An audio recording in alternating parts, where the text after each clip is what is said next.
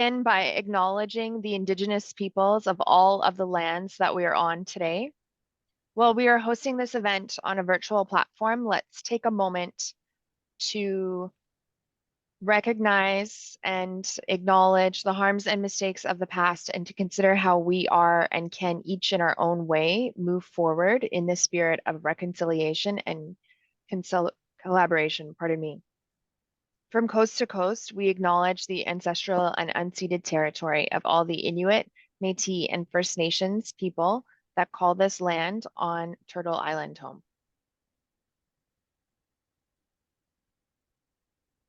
So thank you for joining us today. My name is Carolyn and I am the manager of Career Connections, which is a division of the Insurance Institute. And our role is to promote careers in the property and casualty insurance industry. Part of our role is hosting events such as this one through a series that we call Voices of Inclusion, where we look to highlight the diversity of the industry and promote furthering that diversity. We'll select different equity deserving groups and highlight their role within the industry, working with different professionals from those groups to showcase some of the roles that they have and some of the work that they're doing. Today, our session is being co-hosted by Angie Singh from Definity, and we're very lucky to have her working with us today. So Angie, I will pass it over to you for an introduction. Okay, great. Thanks, Carolyn. Hi, everyone. My name is Angie Singh. My pronouns are she, her, and I'm the Inclusion and Employee Experience Manager at Definity. And I've been with Definity for 5 years, and this current role has been a part of my career journey for the past 2.5 years. Outside of that, I also have a part-time job at Conestoga College where I teach equity, diversity, and inclusion courses to students in the School of Business programs. So in the past 2 years, I've participated as a panelist in quite a few D&I events. So today I'm very excited to co-host this event on allyship for you all today. So back to you, Carolyn. Great, thank you, Angie. So now what we'll do is go around and we'll ask our panelists to share an introduction of themselves. So you can tell us a little bit about who you are, your role, and your connection to the DEI space that's brought you to our event today to discuss all things allyship. So we will start with you, Jordan. Hi, everybody. My name is Jordan Pritchard. My pronouns are he, him, the Director of Property at Travelers Canada in Claim. So I've been caught up in the insurance industry now for just over 18 years. But I'd say prior, I'd spent a number of years working in the social services industry. But my connection to the diversity space is that in addition to my role in Claim, I'm also the candidate lead for the Disability and Allies Diversity Network here at Travelers. It's a real privilege to get to be a lead of this network, but also to be a member of other DNs that we have within our organization. Very much a pleasure to have been invited. This is my first one, okay, as a speaker and a member of the panel. So thanks for having me. Great, thank you, Jordan. And Ray, we will go to you next. Sure. Hi, everyone. My name is Ray Chaya, pronouns he, him, and I lead employee experience and culture for Zurich Canada. So professionally, my connection to DEI is that I oversee a few different areas within HR for Zurich, and DEI is one of those areas. On a personal note, as a Middle Eastern gay man in insurance for over 17 years now, I have seen the industry evolve and shift in the space of DEI, which has allowed me to grow and learn, I would say, and create a space within my own career to learn how to show up as myself and bring my authentic self to work every day. And also how to be an ally and lend my voice to others in the industry. So I think really understanding the influence of an ally is powerful, and I'm happy to be here and join in the conversation. Thank you, Ray. And Robert. My name is Robert Mills. I've been in the insurance industry for 20 plus years, worked in various positions, sales, bit of underwriting, servicing. So I've been doing, work with small, middle, and even large brokerages in the past.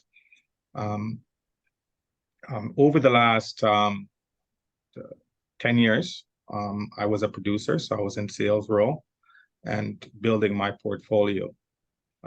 Now in 2019, I started Bespoke Insurance, where we currently 2019, end of 2019 to the beginning of 2020, just 3 months prior to the pandemic.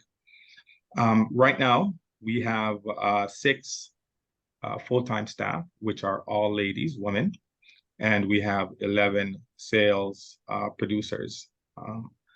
So, we're small, we're still growing, and things are heading into the right direction. So that's who I am. Hey, thank you, Robert. Okay, I believe it's over to me. So thanks everyone for those introductions. Now we're going to get to it. So to kick it off, let's level set on language. Okay, so we know as the world changes, language will change with it. And words like ally and allyship are some of those newer words that have made their way into this diversity and inclusion space. And it's important to use updated terminology, of course. But the challenge is that when people lack that understanding of what it really means, words like ally and allyship will become buzzwords. So that can lead to actions that harm versus help. So to illustrate this, I thought it would be interesting to first talk about what allyship is not. So let's do a quick roundtable with our panelists about this.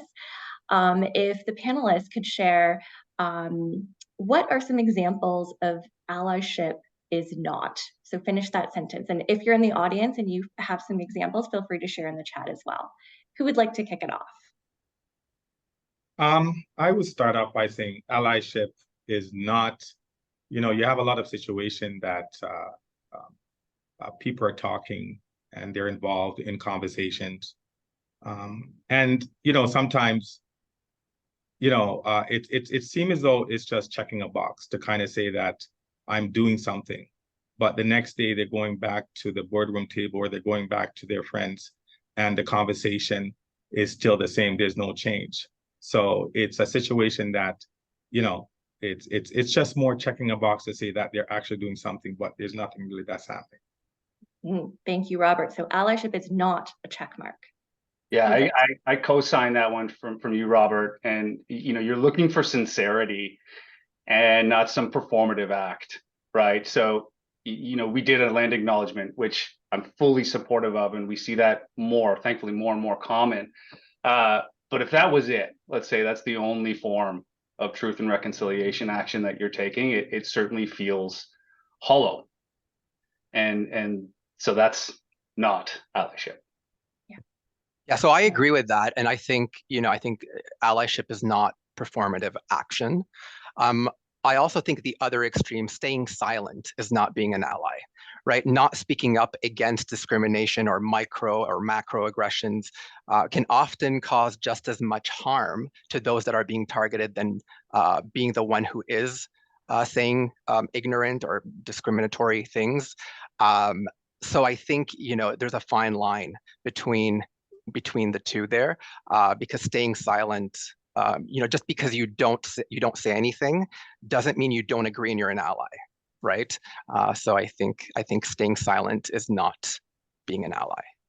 That's excellent. And that's very aligned to what I'm seeing in the chat. Julie brought that up as the first twin here. Allyship is not silence. Saeed goes into what allyship is, which we'll get to in a second, because you're absolutely right. But it's also not about tokenism. Jennifer said allyship is not having a gay, Black, marginalized friend. Allyship is not temporary. And the list goes on. So thank you so much for sharing these great examples. And what they're categorized as is performative allyship. They're easy, they take little courage, they're like a quick check mark. And for anyone listening to these examples and kind of cringing because you're guilty of engaging in any of them, it's okay, don't fear, that's why we're having this conversation today. So once we know better, we do better. So it's often said that when it comes to allyship, we need to think of it as a verb, not a noun. So panelists, what does it mean to you when you think about allyship as a verb, not a noun? I would say for me, it's having that conversation and actually implementing or putting those conversation into action. Again, when we talk about the not, again, it's just kind of checking a box, but you're actually doing something to make a change. It's just a speak out to people on their action. And it's, sometimes I'll say it's It's trying not to, it's avoiding the BS, so it's you're actually taking action, you're doing something to make a difference. And, in a lot of situations, especially people with power and privilege, they do have that opportunity to make that change. Absolutely. Thank you, Robert. Yeah, I agree, Robert. I think it's, as a verb is the only way really to think about allyship. When you think verb, you think action. And that's what allyship is all about. And learning is a big part of it, absolutely. But effective allies don't just talk about it afterward, they take action, right, to lead towards that change. So it's a do, it's not a thing. It's a way to behave, a way to operate. As you mentioned, Robert, it's not easy.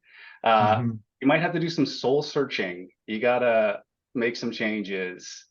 You might need to challenge yourself, get uncomfortable, look in the mirror, unpack your own power and privilege if that exists. Be unafraid to kind of pause and reflect and resist, taking that privileged perspective on things.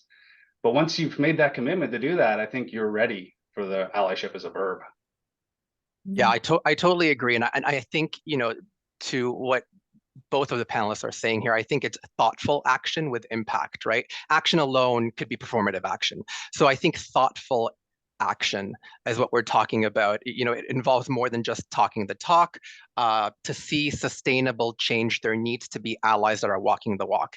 And I think often that can be a little daunting or overwhelming for allies that want to support but don't know how. So I think it's important to state that action doesn't have to be on a large scale. It can easily be showing up on a local, palpable level, such as initiating team conversations around the meaning of pride, or learning more about what the gender gap may look like in your organization, or being an active member of an ERG at your company. These are all actions that may not be mammoth in scale, but that can make an impact and have a ripple effect that may lead to bigger changes. Yeah, these are great examples that really paint that clear picture of why effective allyship is about a lifelong process. It's not just a check mark. Thank you for sharing, and thanks for the great examples also in the chat that are coming through. But Carolyn, I'll hand it over to you. Thank you, Angie. So let's talk more about power and privilege. We all have complex identities that intersect in complex ways.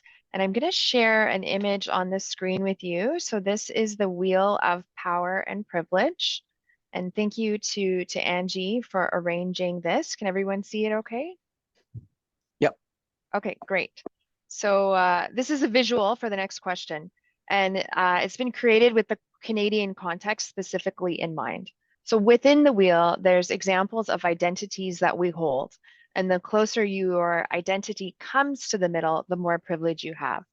So this next question is for you, Robert. Why is it important to talk about power and privilege in the context of allyship? Talking about power and privilege, first and foremost, might make some people uncomfortable.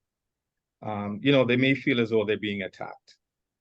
And, people with power and privilege need to understand that they have an advantage in society just because of their identity. And, people with privilege, and again, power, they need to listen and learn because there's a lot of things that's happening in society that might not affect them, and they do have the power to make a difference, as we sort of said earlier in the conversation.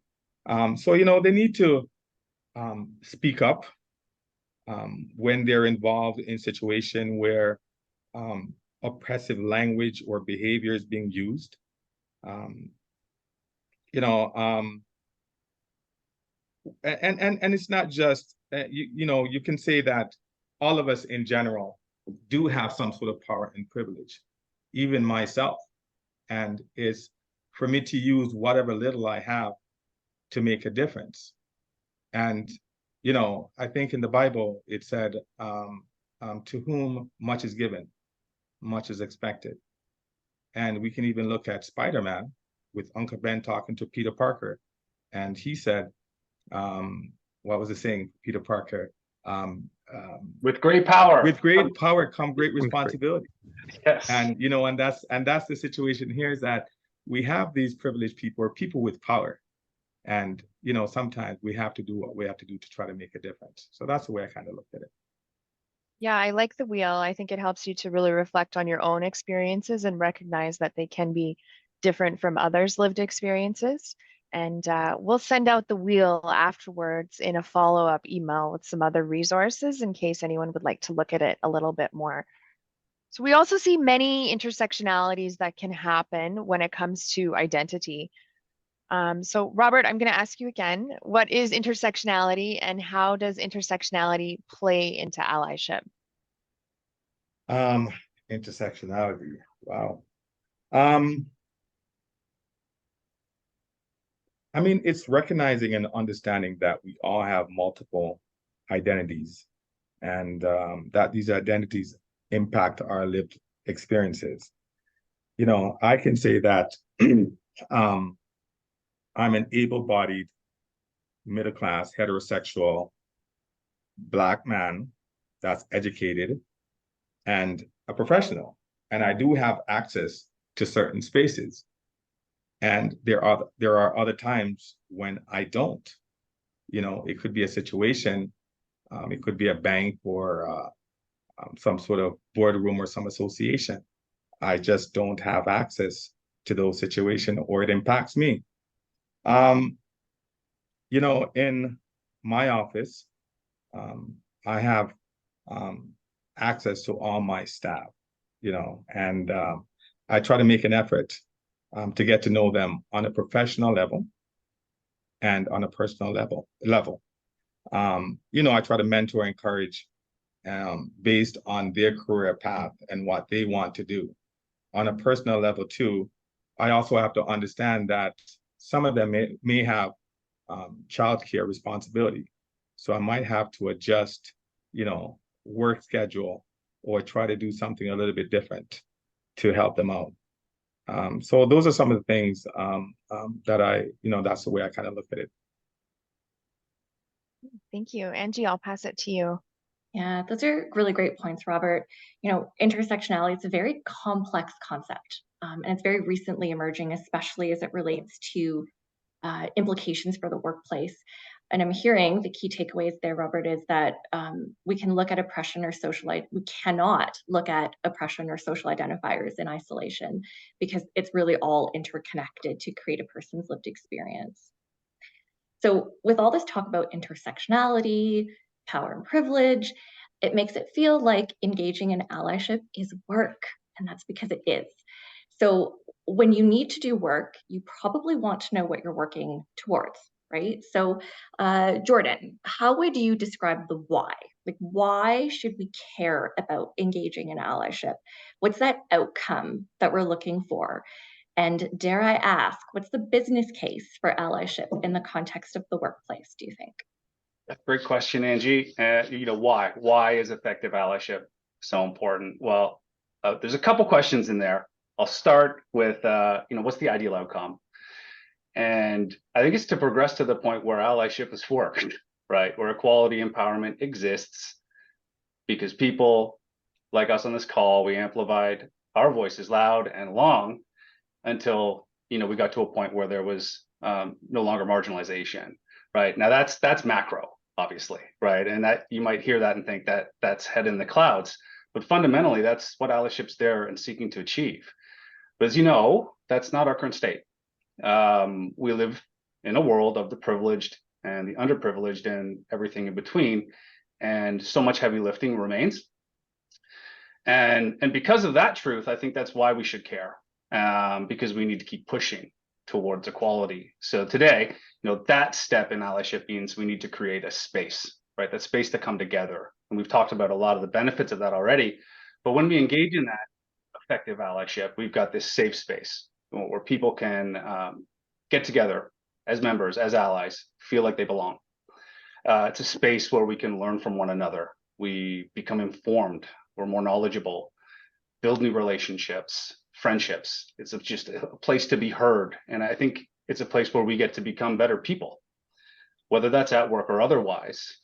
So that really brings us, though, to the last part of the question, which is to the workplace, right? So while I believe there's so many good reasons, allyship and a culture that supports that and encourages different D&Is in the workplace, it's very important. Even if you think high-level recruitment, retention, development, I'm just going to hone in on one, and I think it's very simple. Happy people work happily, and people are most productive when they feel like they're part of something that's meaningful and that they're supported by their employer.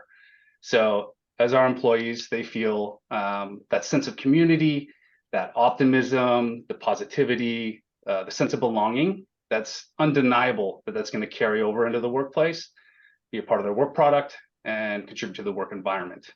So to me, the business case is obvious. Yeah, excellent points. I think, with so many more studies that are coming out about engagement and retention and that correlation with a sense of belonging, it becomes almost like a glaring gap when companies don't have a D&I strategy to foster that belonging. So I think you summed it up so perfectly there.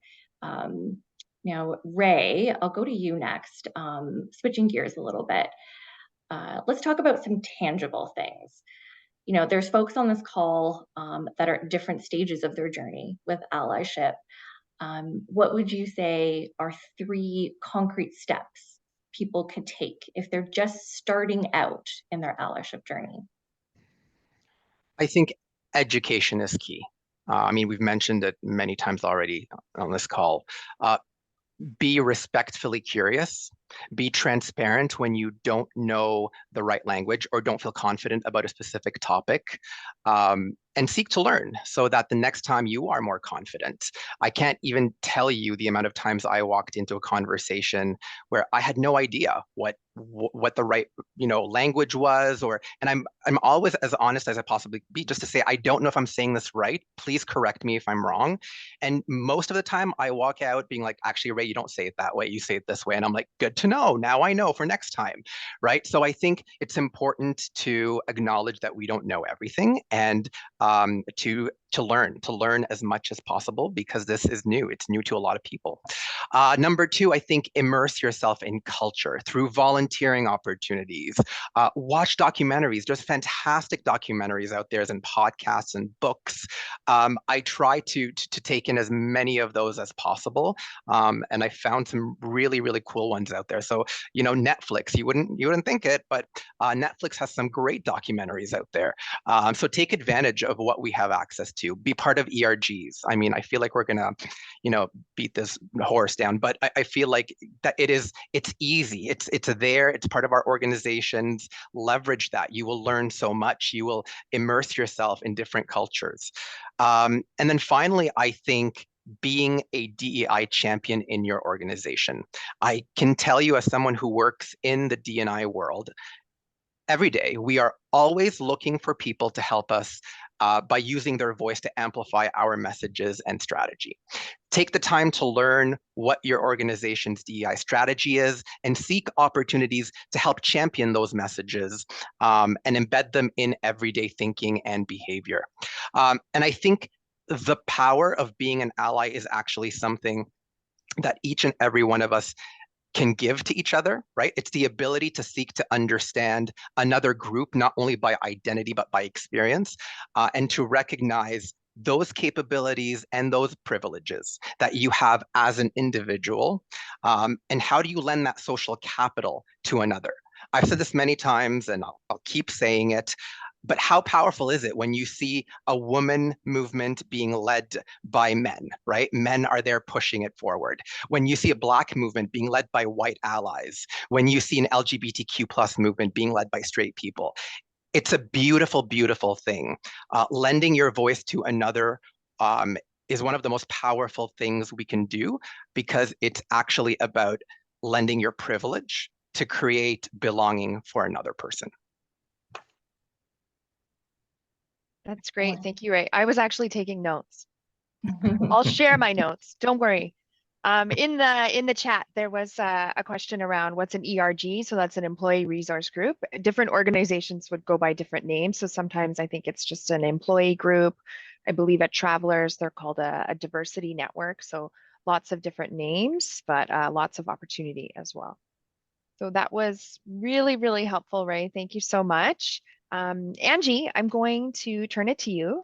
So Ray has shared some really great examples of how to take steps to start on our allyship journey.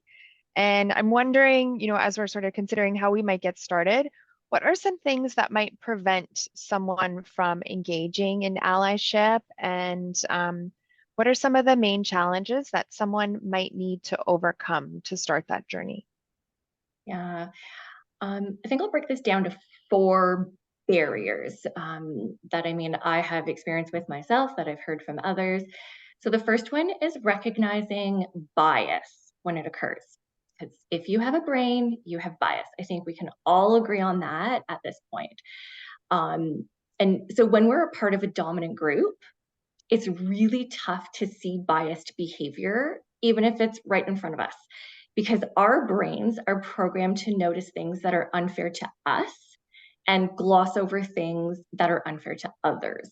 So once we do the work to really learn about what those biases are, then we can do the work to interrupt them. And that's why we say this is not a check mark. That is an ongoing process. The second piece I'd say is that when we're presented with new information, we need time to process it. We need time to think about what we think about it. Because as humans, we typically have this automatic reaction against something that's new. So think about the first time you maybe heard about pronouns in introductions being a recommended practice. You might not have liked it. You might have thought it was weird. You might have asked, why would we do that? Until you learned more about it, at which point you would have learned that it normalizes not assuming someone's gender. So by stating your pronouns, no matter who you are, you're engaging in an act of allyship with the LGBTQ plus community, as an example. And the third barrier to allyship, I would say, is a lack of context. So without context, we might look at the actions that are happening in the world or around us in the workplace that are taken to address inequities as discriminatory against the dominant group, right? So an example of that is with the All Lives Matter crowd in response to the Black Lives Matter movement. Or I'll use an example over at Definity. We have introduced representation targets at the VP plus level. And we've heard noise about this being perceived as quotas that exclude the dominant group versus what they actually are, which are aspirational goals to create intention in identifying top talent from equity deserving groups, where we're lacking in that representation. So it's just so important to get out of this zero-sum thinking. And that only happens when we dig into the history to understand the context around marginalized groups and what barriers they face, and then seek to understand how we can all benefit when we live in a society or work in a workplace that is actually equitable, because it really benefits everyone. And the fourth one I would say is fear, right? Some of the panelists have touched on this a little bit. Many people are afraid to make mistakes and say the wrong thing. But I remind you that allyship is a verb, not a noun. So think about how many times have you engaged in doing something and you did it perfectly 100% of the time, right? Probably not every time. And so this journey is not about perfection. It's about ongoing learning and action. And so if and when you make a mistake, just own it and move forward, right? And so in the workplace, then it's really important that companies create a culture that foster that psychologically safe space to call in others when mistakes are made. Thanks, Angie. We often hear call out, and here I just heard you say call in. So can you elaborate on that a little bit and maybe share some of the steps you might take to call someone in? Yeah. So calling in is the opposite of calling out. I think everyone's pretty familiar with calling out, which is, criticizing someone or publicly shaming someone for saying or doing something.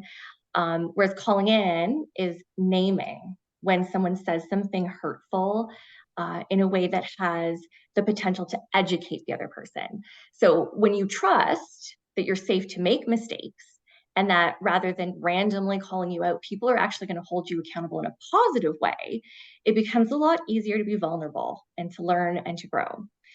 So I know you asked about some steps there. So I would break it down to 3 steps. So if you are looking to call someone in, if you're in that situation, the first thing is when you feel triggered, just take a step back, right? You'll want to ask yourself, is it worth it to name it in this group setting, in this meeting among others? Or is it more useful to take it offline and step away and do it afterwards? Sometimes it is actually better when it's happening in the moment because the harm might be being caused in the moment and it needs to stop. So you could use phrases like, oh, I'm having a reaction to that comment. Can we just go back to that for a minute? Or I don't think I understand what you're saying. Can we just talk about that some more? And that helps to open up the conversation a bit more and lead in with discussing it further and where you feel like it might be problematic. And as I said, other times approaching them after the meeting and inviting conversation is the best way to go. But the second piece is assume positive intent, okay? So it is possible to assume positive intent if you're holding someone accountable for their impact. Because if you believe that the person you're calling in had a positive intention, you should name that, because the other person's more likely to hear you if you say that you want to call them in because you know they didn't mean to say something hurtful. And then you can even acknowledge that you've been doing a lot of learning yourself and might have even said or done something similar before you started learning. That's truly been my go-to. And the last piece is focus on the behavior, not the person, and talk about why you think it's problematic. Because the key here is to name exactly what that person did or said, because that's like the pure data that you observed, not your assumptions, no conclusions, no interpretations. So you might say, like, I'd like to talk to you about when you did X or when you said Y. And then you can follow this with, can I share what I've learned that I think makes this problematic? Because asking in that way invites openness and curiosity from the other person. And then you just do your best to share the information that you have. So that's how I would break it down. And I'd say all of the above goes both ways. It's about feeling safe to call in others, but also the willingness to be called in yourself, because allyship is about this mutual accountability. That's great. Thank you. I really like the tip of assuming positive intent. Very helpful. So we were talking in the chat a little bit about employee resource groups. So I'm going to ask this next question to you, Jordan. We've heard that employee groups are effective at creating safe spaces for allyship, but not everyone works at organizations where employee resource groups exist. So what are some suggestions that you might have for individuals or perhaps smaller organizations that are looking to create allyship in their spaces, but they don't have an employee resource group or necessarily all of the resources that a larger organization might have? Yeah, a good question, Carolyn. I think this is common in the workspace. Just for individuals, I'd say if you're interested, this isn't something that needs to be tied to your employer. So there are external opportunities. There are groups you can join. There are things you can do to learn and become a better ally in life, not just work. It doesn't need to relate to your business. So, you know, any personal venture for growth and development, that's going to benefit the employer for sure, but it's not for them. So even directly, if you get that benefit to your employer, it really is about the individual. And Ray, you hit on it earlier a couple questions ago. I mean, volunteering, looking at any media, books, movies, YouTube. There are so many things and places that you can learn. And as an individual, you need to take ownership of that. Right? But we can be supported, right? And often if we work at a large employer, we are. But for smaller companies, you know, we talked about that feeling of feeling overwhelmed as an individual. I think a smaller company can absolutely feel the same way, right? You've got these massive companies with huge programs, a diverse set of networking opportunities that you can't really mirror, right? As far as diversity networks and other programs, I think the key, much like it is for a person, is to just get started. You know, they have the scale. Some places have scale, and they can have separate, distinct networks. And the intersectionalities there, they do remain separate. They're individually focused. And I've heard of smaller organizations, they just simply set up a network, right? And it's singular, where staff are encouraged to come together, talk about ways to become a more inclusive workplace. So that would be really my suggestion, is just take that first step, just get the conversation started. And don't feel like it has to be about group A, group B, group C, but rather just creating a safe space to become informed, to build that broader sense of community. And then, you know, we were talking about allyship as a verb, to do things that make the workplace more inclusive. Great. Thank you, Jordan. Does anyone else have anything that they would like to add? I don't know, Angie, Robert, Ray, anything you want to throw in? I can share, I used to work at a smaller organization, and something that we started doing is we would have sort of an international lunch, if you will, and different people from the office would sort of get together kind of based on the regions that they're from, and we would have a themed lunch of food from that region, and we would get to learn a little bit more about their culture and their backgrounds. And it was a really fun, positive experience to get everybody together and to learn more about our coworkers. That was something that I really enjoyed. Does anyone have any other ideas that they might add for sort of creating allyship within their organization? You can type them into the chat, and we'll take a peek. We've had a really great active chat so far, so love to see that. So we will move on to one of the questions that I actually saw in the chat. Where did it go? Okay.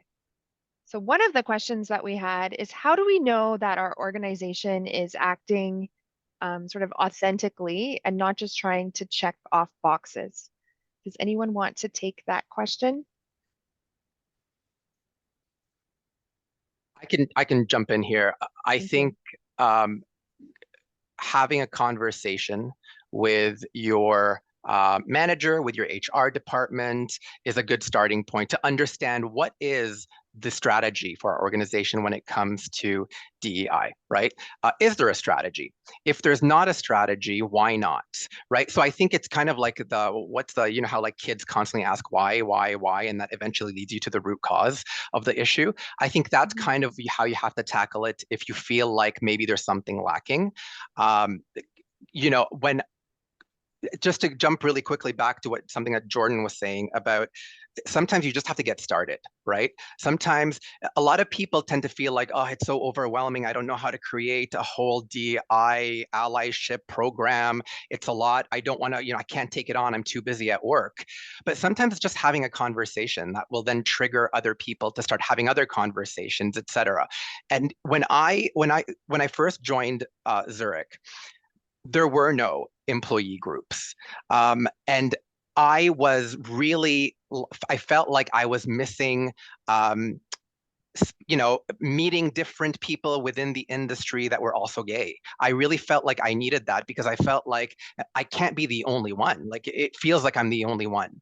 And so I just had a conversation with HR, and I just said, I would really like to start something where other gay individuals in the organization can come together and we can share experiences and just get to know each other. And that conversation led to the launch of what is today the Pride Zurich Employee Resource Group. So sometimes you just have to get started. You just have to start having conversations, learning what is out there, leveraging what you can, and that will lead, hopefully, will lead to, you know, a bigger allyship support network. That's great. Thank you, Ray. And that's really good advice. I know sometimes you have that sort of paralysis by analysis of what you need to do and just getting started. So that's wonderful. Thank you. And how exciting for you now to see how that group has grown at Zurich and that you were there from the beginning. So in the chat here, Corrine has offered, if your organization isn't big enough, perhaps your organization belongs to an industry association. The association may be able to have the scale coordinating some of the individual companies to create ERG groups. So that's a great offering. So the Insurance Institute, obviously, which is where I am, we help out with events such as this one. I know that there are some different groups. There is also another group called Link, which Ray, you might be able to share a little bit about with us. Yeah, of course. So Link is the 2S LGBTQ plus insurance network of professionals. It started in the UK. It's quite successful in the UK. Mhm. And recently, well, I guess it's about 2 years now, launched in the US, and then about a year and a half ago, launched in Canada. We're baby in Canada. We're just getting started. But it's, again, a group of passionate individuals that are in the insurance industry that are looking to, again, get a support network together so that individuals within the LGBTQ plus community have a safe space where they could also come together, and that can lead to mentorship, that could lead to career development, that could lead to opportunity within the insurance industry. So allies are more than welcome. Check out the website, get on the newsletter, and then you'll start getting invites and such to the events and campaigns that Link will roll out. Great, thank And you, Ray. sorry, and similar to, with what Ray was saying too, within the Black insurance, within the industry, we have the KBIB, which is the Canadian Association of Black Insurance Professionals. So a similar organization that are sort of getting, like-minded individuals together where we can do some networking. And again, I can say when this organization started 3 years back, and I attended the gathering for the first time, it was a very good feeling for me. So, Ray, I can sort of understand, from your perspective, it's the industry, there's still not a lot of Black representation. So having this organization come together and, bringing everyone together, it's a great feeling. It's a great feeling. Yeah, and KPIP does quite a few online sessions as well. So it doesn't really matter where you are in Canada. If you're interested in attending any of their workshops, they have those online. So I try to check out those ones too. The other organization that does some good work is called Dive In. And they're originally from the UK, but in September, they do sort of a global festival. And they would have different events online and in all different types of locations. So that's something that we've had the privilege of getting to work with as well. So those are all really, really great suggestions. And this actually kind of leads into our next question for our panelists. And what I'd really like to do is actually invite everyone to share in this question. So while our panelists are sharing some of their thoughts, you can go into the chat and type in. And what I'd like to ask is, if you could pick one single resource that's been beneficial in your allyship journey. So as we talked about earlier, there's so much content for us to consume now. I mean, that could be a book, podcast, article, social media, a different thought leader. What would that be? So I'm going to ask you to type that into the chat and we'll pick out some of them. I will kick off the group and share two, actually. I'm the co-host of the event, so I can do two. So there is a social media influencer that I really enjoy. He is a First Nations dancer from my home province of Alberta, and he's called Notorious Cree. And so he's a really great follow. And then I've recently been reading a book that has really, really resonated with me. And that one is called The Person You Mean to Be by Dolly Cho.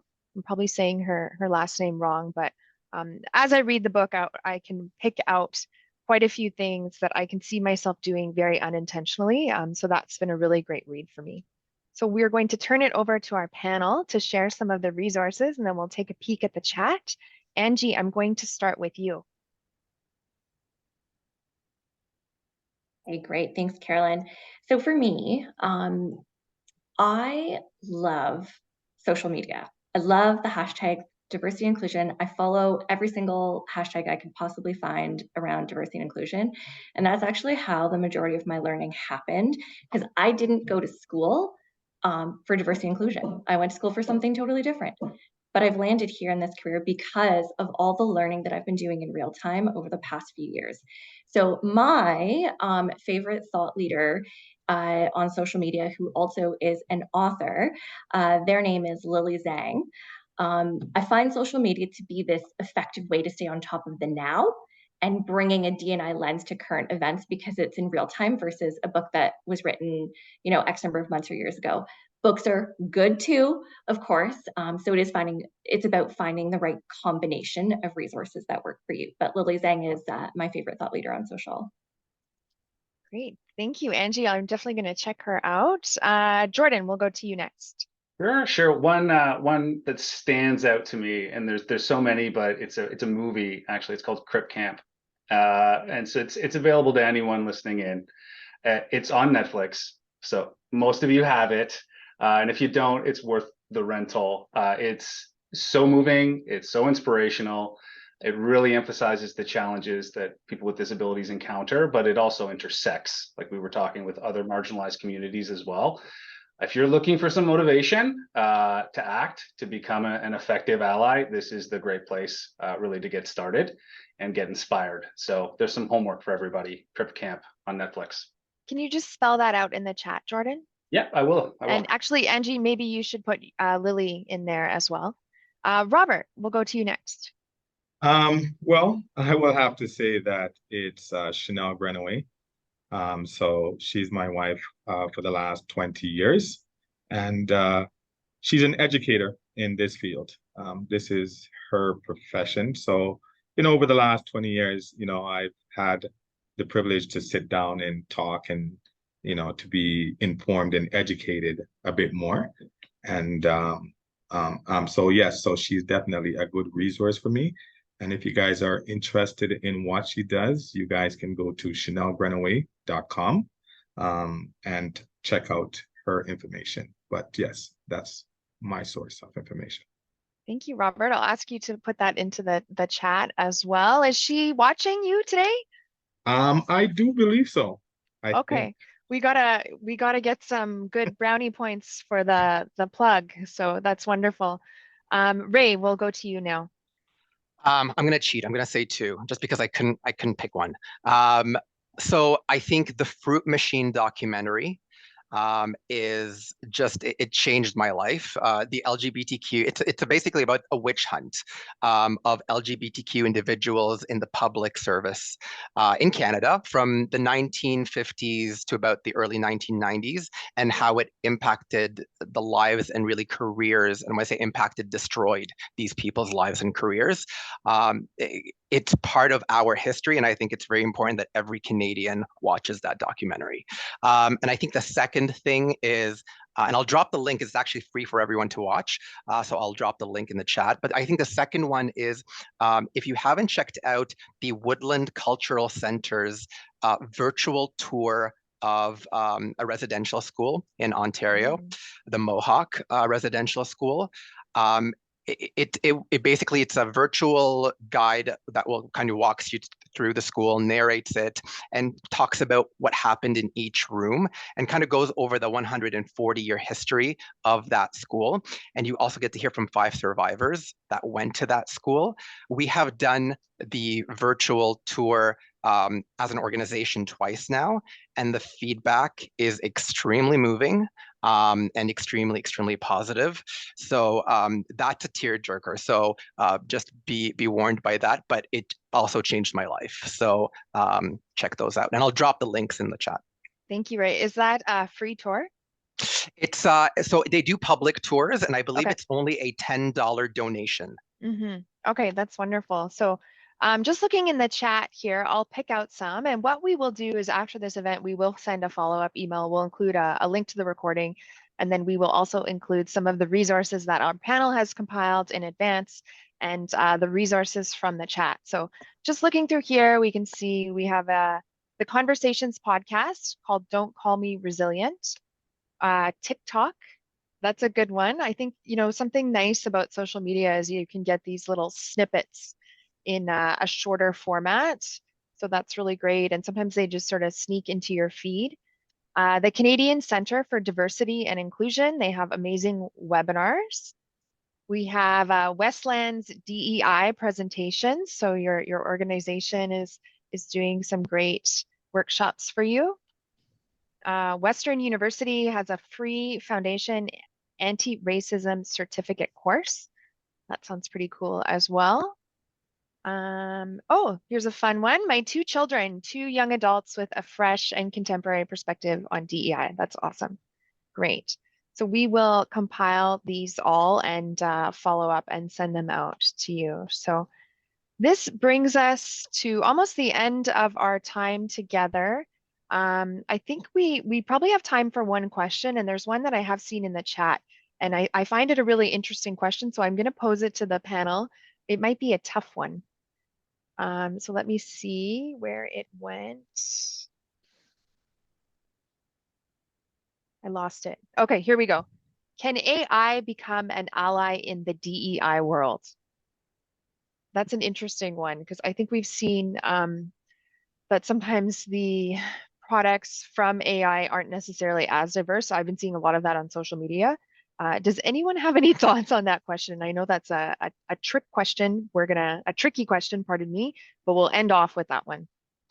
I think it can become. I don't think we're even close to it being an ally, but I think the possibility is there. I think, listen, I think there's a lots of pros for AI. For example, I think if you want to do a mass research on a specific topic, it's an easy way of, getting a bunch of different references from various sources. But would I rely on AI at this point or possibly in my lifetime? I don't know. Yeah, I think it's going to depend on the prompts you're using as well. Anyone else want to add? I think, much like AI in almost every context, it can be, and it can be a tool in the right hands to use to promote and encourage people and to help support any cause. So I think it comes down to who's using it. But I think as a standalone, it's tough to say that it's an ally, really. Yeah. I would say as long as you're able to get information and educate yourself, it's just a matter of what you're using that information for. And if you're using it for something positive, to maybe for you to take action and to make a change, then why not? I mean, any small change in the right direction is a good thing. So it's just getting information and using it to your advantage. Thank you, Robert. Angie? Yeah, I'll just add that what I've been noticing is a lot more acknowledgement that there is discrimination in algorithm, and that has a direct implication for AI. And so I think with the more acknowledgements that we're seeing, there's more work being done in interrupting the bias that exists in those algorithms. And so we are nowhere close to being where we need to be. But I think that it's good that at least the discussions are happening and things are starting to work on removing that bias from AI. So one day, but not today. I'll say that. Yes. So I think there's a book in our resource list that actually talks about that as well. So some interesting content. Syed, I threw that one in just for you because you were such a great participant, being really active in the chat. So we are at our time now. So I would like to give a special thank you to everyone in the chat. You were really open and honest and participating, so that's wonderful. And of course, a special thank you to our panelists who donated their time to come and share their thoughts with everyone today. And a special thank you to Angie, who was our co-host and really helped to prepare this session. And we hope that you enjoyed it. We will send out a follow-up afterwards. So thank you so much and have a great day. Take care.